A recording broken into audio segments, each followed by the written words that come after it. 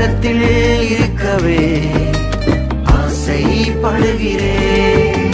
குயவனே நீர் என்னை தொடனுமே, உம் கரம் தினம் என் மேல் படனுமே. குயவனே நீர் என்னை தொடனுமே, உம் கரம் தினம் என் மேல் படனுமே. எவர்களால் மிதிக்கப்பட்டேனோ அவர்களால் மதிக்கப்பட்டேனே,